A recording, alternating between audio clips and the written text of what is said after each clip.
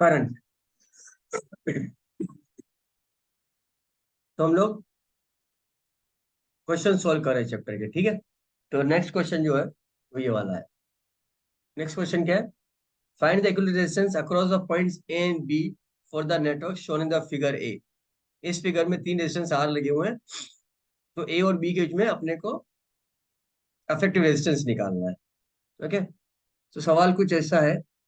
ये point A, एक resistance R, फिर दूसरा रेजिस्टेंस आर, और फिर तीसरा रेजिस्टेंस आर। ये दो पॉइंट ए और बी है, इन दोनों के बीच में अफेक्टिव रेजिस्टेंस निकालना है। और यहां से ऐसे इन दोनों पॉइंट्स को भी कनेक्ट कर दिया, और यहां से इन दोनों पॉइंट्स को भी कनेक्ट कर दिया। ओके, तो जहां जहां पे भी जंक्शंस हैं उनको अपन मार्क कर देते हैं। तो इसको पॉइंट वन मार्क कर देते हैं, इसको पॉइंट टू मार्क कर लेते हैं, इसको पॉइंट थ्री मार्क कर लेते हैं, और इसको पॉइंट फोर मार्क कर लेते हैं। टेक्निकली समझो, वन और थ्री को जो है वो कनेक्ट कर दिया है, और टू और फोर को भी कनेक्ट कर दिया है। रिमेंबर, जितने भी पॉइंट्स सिर्फ कनेक्टिंग वायर से कनेक्टेड है, यानी जिनके बीच में कोई रेजिस्टेंस नहीं है, जिनके बीच में बैटरी भी नहीं लगी है, कुछ भी नहीं लगी है, उन पॉइंट्स का पोटेंशियल सेम होगा। तो अगर मैं मार्क करूं, पॉइंट ए को बोलूं, ये वन को बोलूं, और ये थ्री को बोलूं, ये तीनों जो है कनेक्टिंग वायर से कनेक्टेड है। तो वन, ए और थ्री सेम पोटेंशियल होने चाहिए। उसी तरह से अगर पॉइंट टू को ले ले, पॉइंट फोर को ले ले, और पॉइंट बी को ले ले, ये भी सब, ये भी जो है सेम पोटेंशियल होने चाहिए। तो सबसे पहले तो सर्किट सॉल्व करने के लिए ए और बी की जो इफेक्टिव रेजिस्टेंस निकाला था, ए और बी को सबसे दूर मार्क कर लो। अब ए वन और थ्री सेम पोटेंशियल पे, तो ए वन और थ्री को सेम मार्क कर लो, एंड टू फोर और बी सेम है, तो बी टू और फोर को सेम मार्क कर लो। अब देखो, वन और टू के बीच में एक रेजिस्टेंस है, तो अपन ने वन से एक रेजिस्टेंस लिया, और जो जहां पे पॉइंट टू मार्क है वहां पे कनेक्ट कर लिया।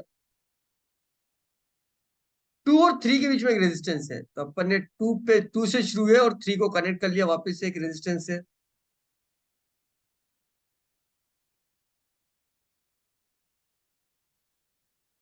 और थ्री और फोर के बीच में एक रेजिस्टेंस है, तो थ्री से शुरू है अपन, और फोर को कनेक्ट कर लिया। ये ए और बी के बीच अपने को रेजिस्टेंस निकालना था, यहाँ पे बैटरी लगा दी। हालांकि जरूरत नहीं है बैटरी लगाने की, खाली देखने के लिए बैटरी लगाई है। तो अपने को क्या दिख रहा है कि ये तीनों रेजिस्टेंस जो है, ये सामने दिख रहा है पैरेलल में होगा। इस फिगर में नहीं दिख रहा था। इस फिगर में अपने को ये तीन रेजिस्टेंस पैरेलल में नहीं दिख रहे, लेकिन इस फिगर में तीनों रेजिस्टेंस आर जो है वो अपने को सीधे सीधे पैरेलल में दिख रहे हैं। तो जो अफेक्टिव रेजिस्टेंस हो जाएगा तीनों का, अगर तीन रेजिस्टेंस पैरेलल में है, सेम रेजिस्टेंस है, तो उनका अफेक्टिव रेजिस्टेंस क्या हो जाता है? R by three. One by R effective is one by R plus one by R plus one by R. तो आर इफेक्टिव कितना हो गया? R by three. ध्यान रख लो, अगर एन इक्वल रेजिस्टेंस पैरेलल में है तो उनका इफेक्टिव रेजिस्टेंस क्या हो जाता है? R by N. और अगर एन रेजिस्टेंस सीरीज में है तो उनका इफेक्टिव रेजिस्टेंस क्या हो जाता है? N R. सीरीज में अगर इक्वल रेजिस्टेंस हो तो उनका इफेक्टिव एन आर हो जाता है, और पैरेलल में अगर इक्वल रेजिस्टेंस हो तो उनका रेजिस्टेंस आर बाय एन हो जाता है।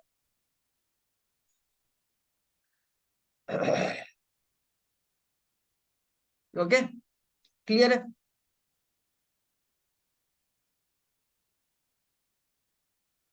Clear?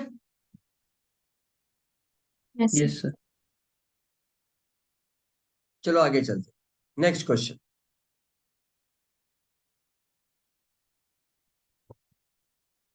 The equilibrations of the network shown below, each resistance's value are between the junctions A and E. Between the junctions A and E. काफी difficult सवाल लग रहा है देखने में, तो है ना। तो पहले मैं डायग्राम बना लेता हूँ, फिर बाद में देखते हैं क्या होता है।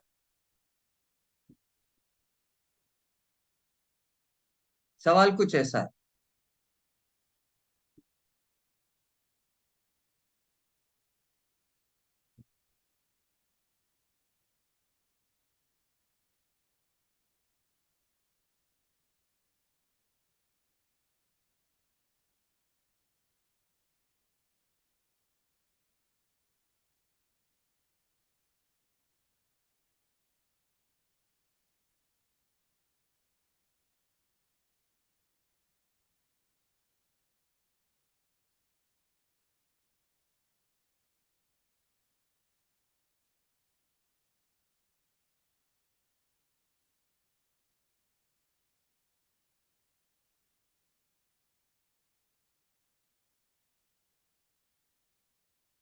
हाथों हाथ ही सर्किट बनाते रहो,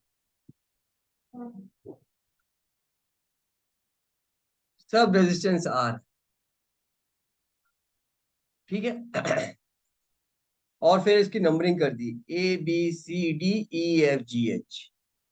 ABCDEFG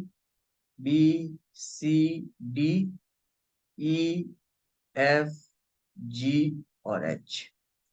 अब ये एसी, एसी के अक्रॉस नहीं निकालना अपने को, ए और ई के अक्रॉस अपने को अफेक्टिव रेजिस्टेंस निकालना है। तो ये जो मैंने लाइन बनाई है ना, ये लाइन नहीं होगी। एक्चुअली जो बैटरी कनेक्ट हो रही है वो ए और ई के अक्रॉस हो रही है। मतलब यहां से जो वायर आएगा और यहाँ पे बैटरी कनेक्ट होगी, ऐसा कनेक्ट होगा। मतलब जो करंट है ना, वो बैटरी से ए में इधर से एंटर होगा, फिर ए से डिवाइड होगा सब जगह, पूरे सर्किट में घूमता फिरता वापस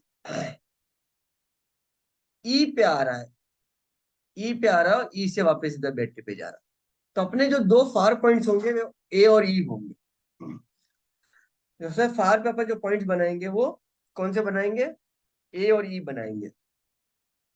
तो अपन ने सबसे पहले तो दो पॉइंट ले लिए ए और ई, जिसको अपने को बैटरी से कनेक्ट करना है ऐसे। अब इस पूरी सर्किट को जो है ज्वाइन करना है। एक तो रेजिस्टेंस सीधा ए से ई की तरफ जा रहा है, ओके। तो सीधा रेजिस्टेंस ए से ई की तरफ ले गए अपन,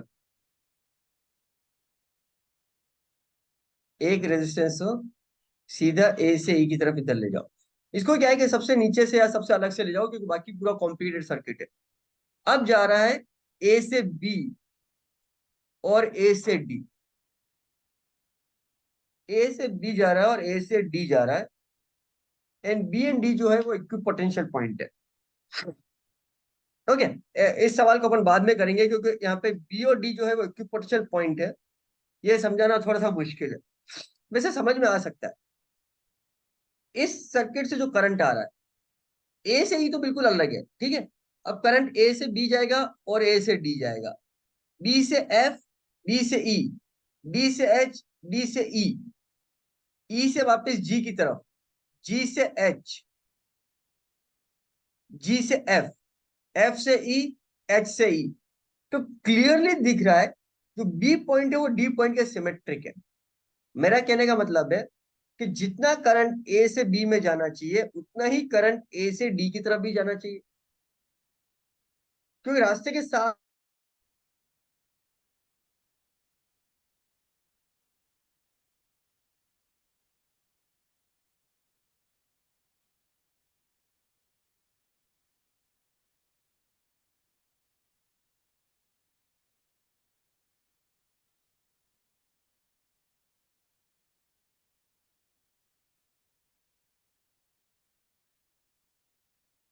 ठीक है, वो इंटरनेट डिस्कनेक्ट हो गया था।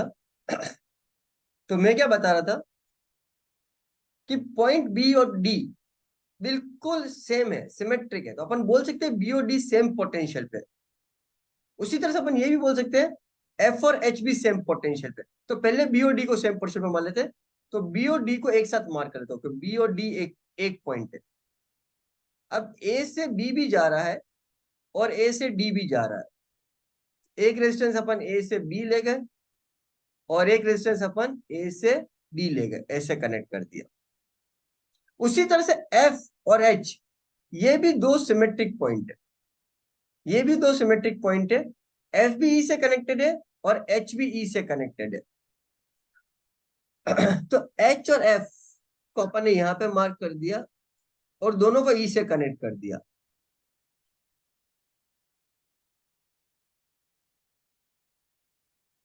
चलो ऐसे कर दिया, ओके। एच और एफ भी हो गया। अब कौन से बच गए, सी और जी बच गए। तो बी से एक रेजिस्टेंस सी में जा रहा है और डी से भी एक रेजिस्टेंस सी में जा रहा है। बी और डी दोनों से रेजिस्टेंस सी में जा रहा है। तो कहीं पे पॉइंट सी लेते हैं अपन,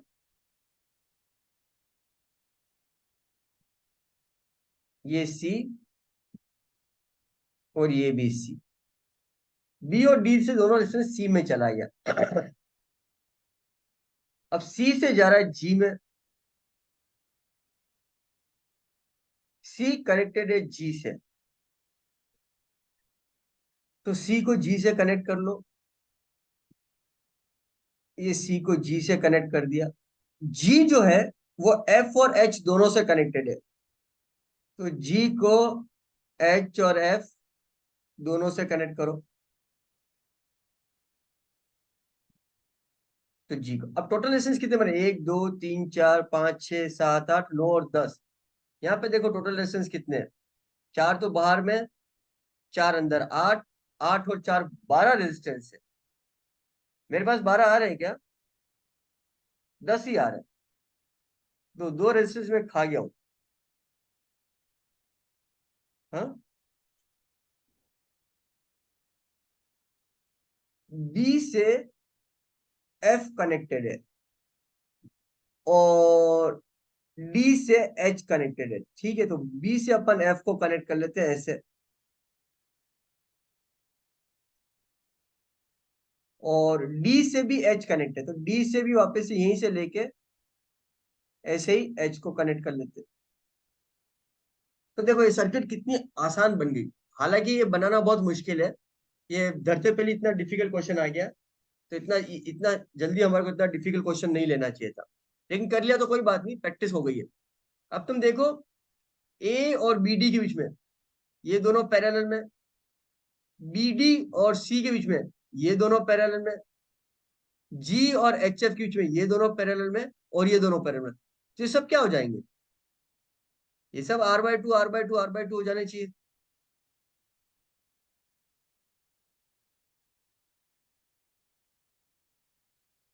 तो अगर मैं वापस से दिखाऊं, बनाऊं इसको, तो ये R/2, ये भी R/2, फिर ये बीच में एक R आ गया, फिर ये R/2, और फिर ये R/2। क्या है, ये R/2 है, ये भी R/2 है, ये बीच में R आ गया सी और जी के बीच में, फिर ये R/2, और फिर ये भी R/2। और ऊपर जो है, यहां से बी और डी, मतलब यहां से और यहां, इसके बीच में वापस से दो पैरेलल में है, ये भी R/2, और ए और ई के बीच में एक आर है।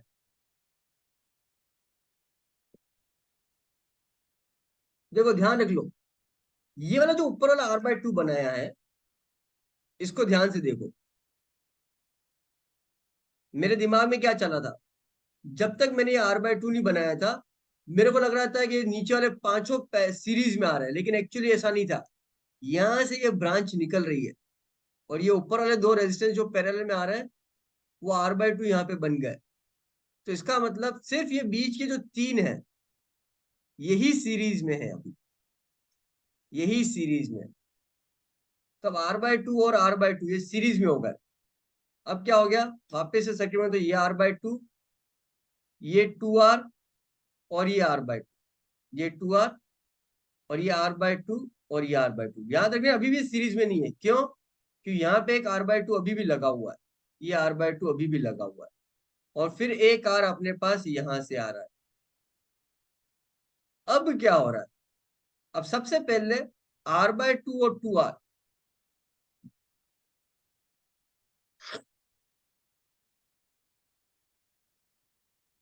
ये पैरेलल में आ रहा है।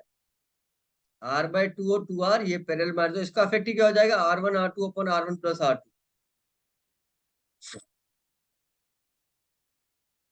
ये आ जाएगा 2/5R, ये आ जाएगा। तो अपने पास क्या आ गया, ये 2/5R, और ये R/2 और ये R/2 सीरीज में। तो मैं यहाँ पे बना लेता हूँ सर्किट को, ये R/2, ये 2/5R, और ये R/2, और उसके साथ क्या है, R जो है वो पैरेलल में आ रहा है, R प्लस 2/5R, 7/5R, 7।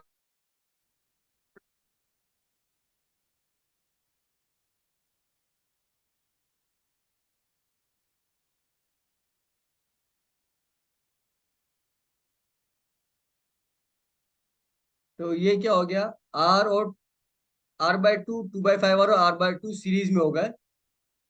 ये तो हो गया 7/5R। 7/5R और R पैरेलल में हो गए, ये हो जाएगा 7/12R।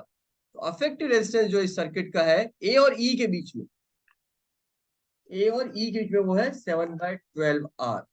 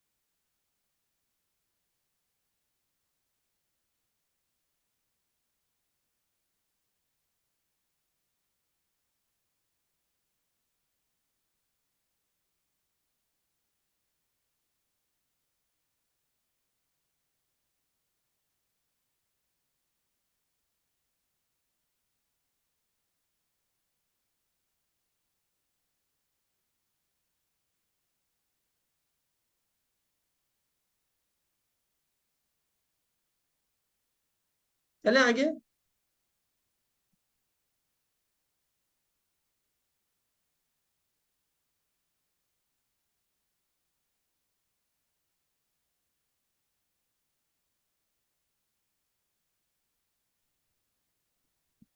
हो गया।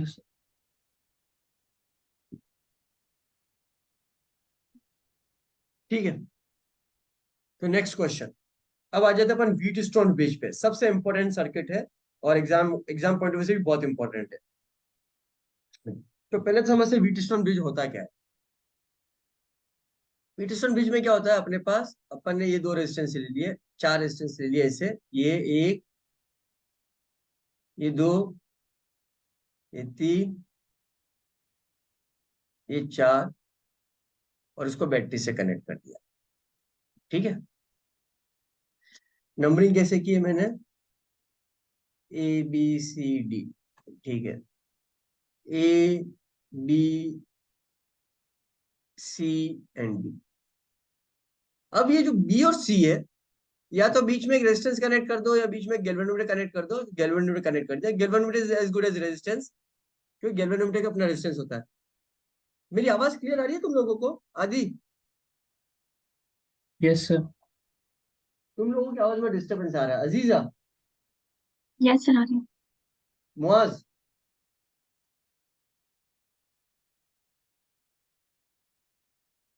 मुआज,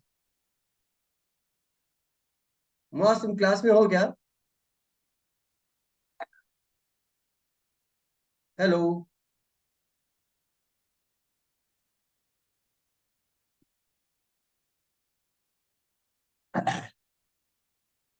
सो what do we see here is, जब करंट बैटरी से निकलेगा और आई करंट यहां पे आएगा, तो करंट I1 यहां पे जाएगा एंड करंट I2 यहां पे जाएगा।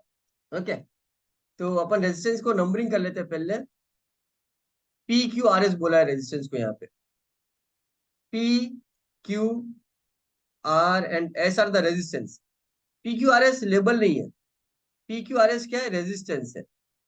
इसको R1, R2, R3, R4 बोलो या PQRS बोलो, बट वो रेजिस्टेंस है, नंबरिंग नहीं है।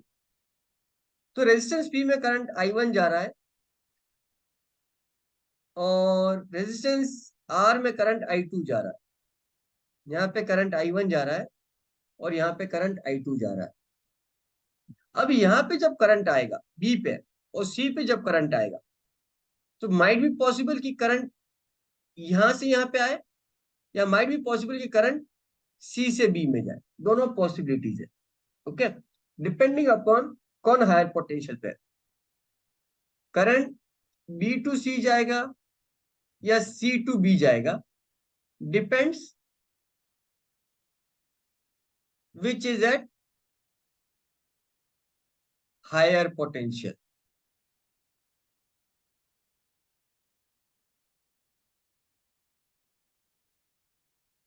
तो अपने लिए सबसे इजी सर्किट क्या बन जाती है, जिसको अपन बैलेंस व्हीट स्टोन ब्रिज बोलते हैं। ये सर्किट कौन सी है, व्हीट स्टोन ब्रिज। इसको अपन बैलेंस करते हैं, जब इसको बैलेंस कर देते तो ये बन जाता है balance wheat stone bridge.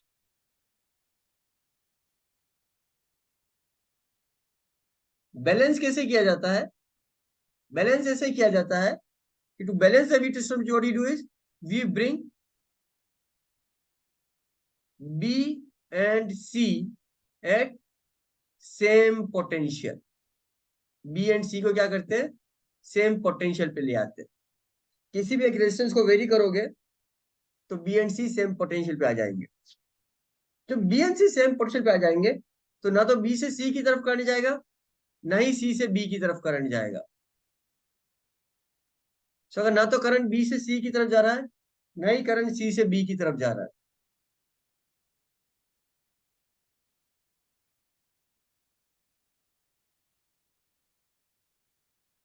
then what happens is when B and C are at the same potential, or what we say is that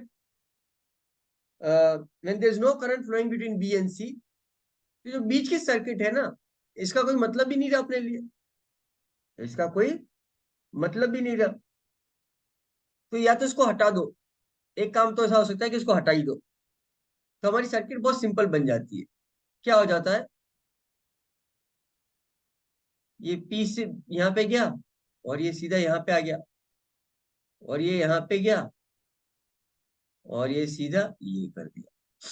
ऐसा कर सकते हैं हम, लेकिन क्योंकि बी और सी सेम पोटेंशियल पे है, बी और सी सेम पोटेंशियल पे है, तुम ऐसा भी कर सकते हो, बी और सी को ज्वाइन कर दो, बी और सी को मिला दो। Because any two equipotential points, अगर मैं इसको कनेक्टिंग वायर से ज्वाइन भी कर दूं तो कुछ फर्क ही नहीं पड़ेगा, क्योंकि कोई करंट तो फ्लो होगी नहीं, क्योंकि इक्विपोटेंशियल पॉइंट्स है दोनों, है ना। तो हम ऐसा भी कर सकते हैं,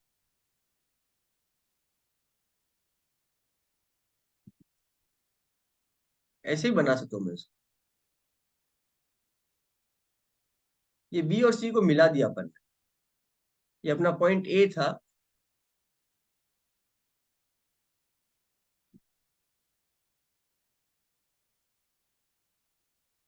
सॉरी माई मिस्टेक, मैंने गलती कर दी। अगर मैं इसको सी बोलूँ तो इसको डी बोलता हूँ मैं, इस पॉइंट को डी बोल देते हैं। हालांकि मैंने साइक्लिक चला था, ए बी सी डी चला था, इन सब जगह बी सी लिखा है, तो फिर इसको ऐसा कर लेते। तो चाहो तो अपन इसको ऐसा कर ले कि बी और ये बी और सी के बीच में से अपन ने एलिमेंट हटा ही दिया गैलोमीटर, या अपन ने इसको कनेक्ट कर दिया। एनीवे दोनों केस में क्या हो रहा है, यहाँ पे करंट आई वन आएगा और यहाँ पे करंट आई टू आएगा।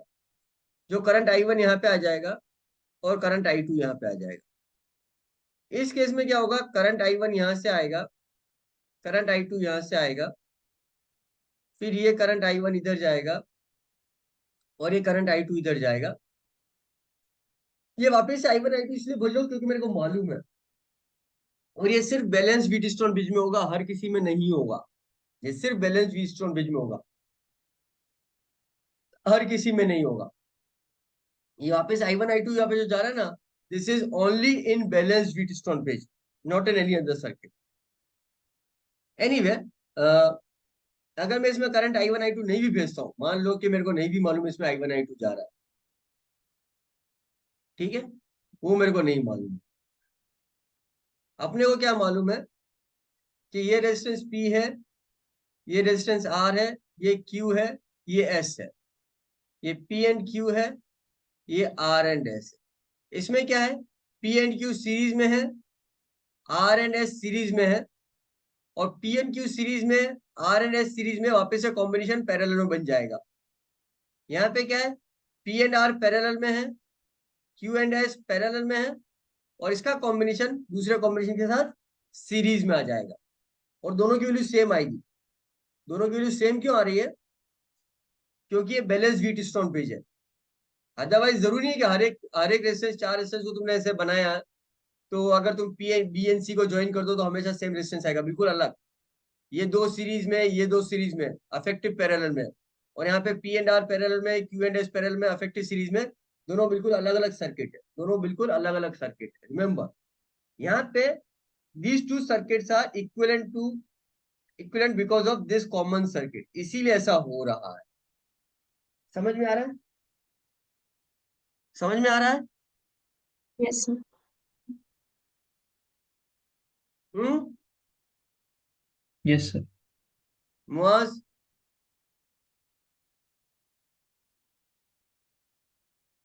आवाज नहीं आ रही तुम्हारी? हेलो, बोलो तो सही कुछ, तुम्हारे माइक काम ही नहीं कर रहा।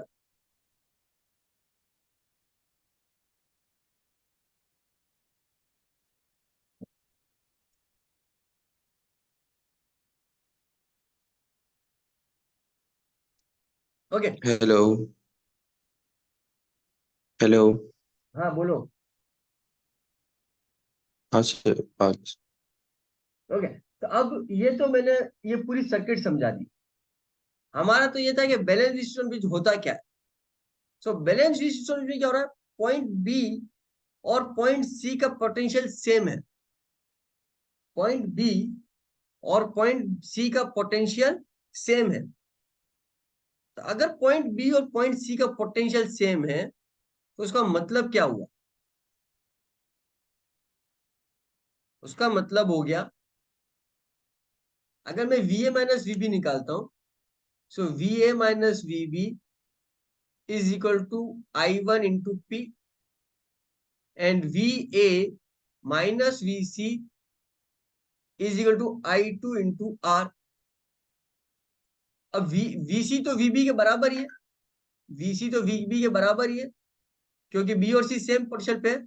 सो I one P is equal to I two R, यहां से आ गया।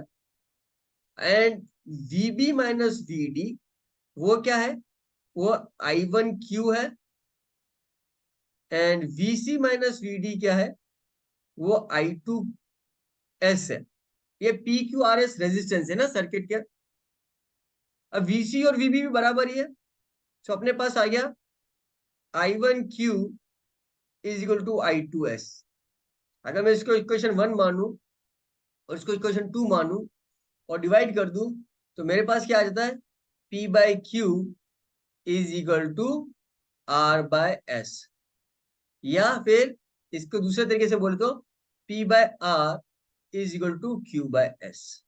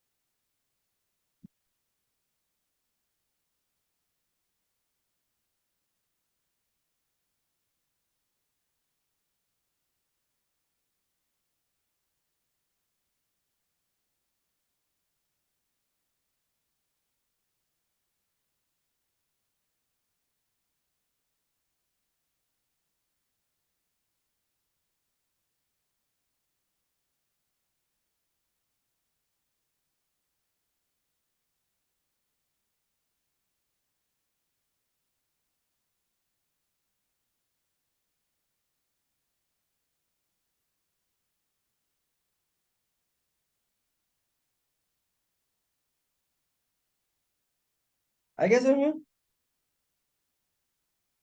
Yes balance yes Wheatstone bridge वापस से देख लेते हैं अपन। अब अपना बैलेंस यूटिस्टोन ब्रिज देख लेते हैं अपन।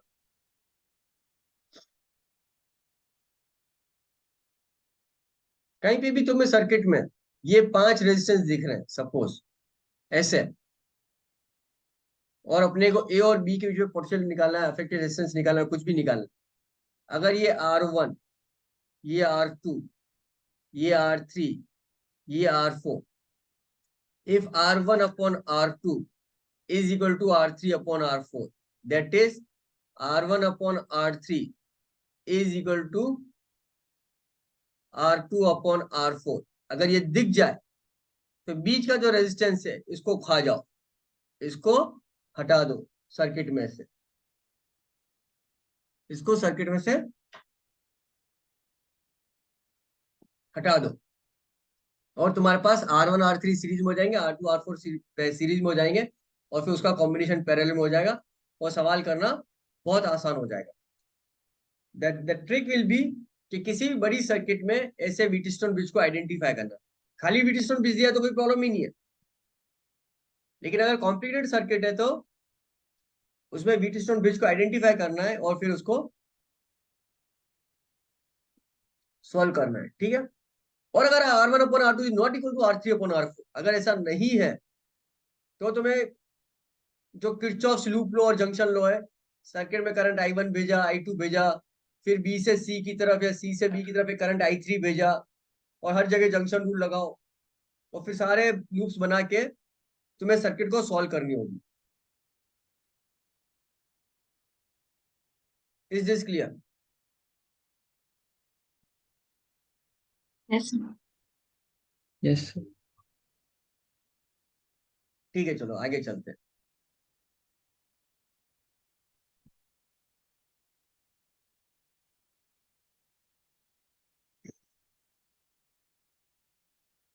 अच्छा, ये जो सर्किट है इसमें क्या था,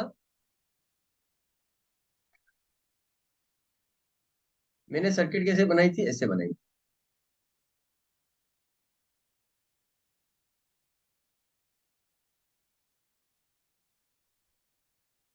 तो 2 पॉइंट्स अपने पास ये है और 2 पॉइंट्स अपने पास ये जो पॉइंट है A B C and D, ऐसा AC and BD are interchangeable in balance Wheatstone bridge, are interchangeable in balance Wheatstone bridge.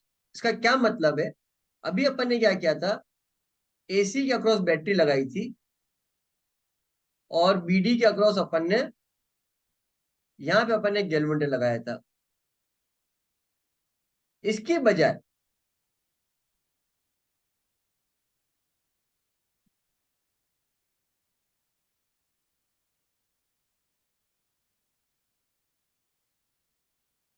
अगर हम यहां पे बैटरी लगा लें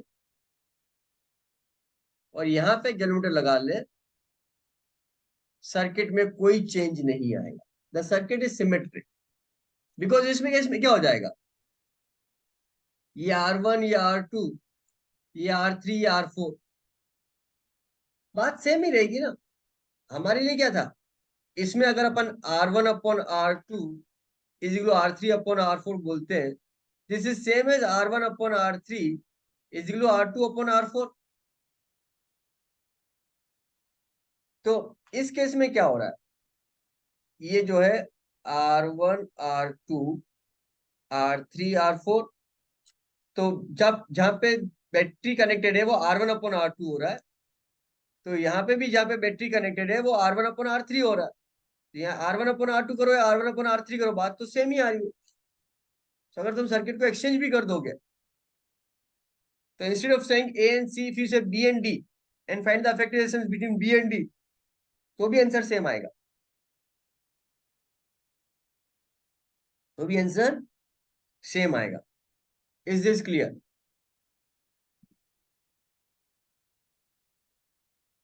यस सर। Yes.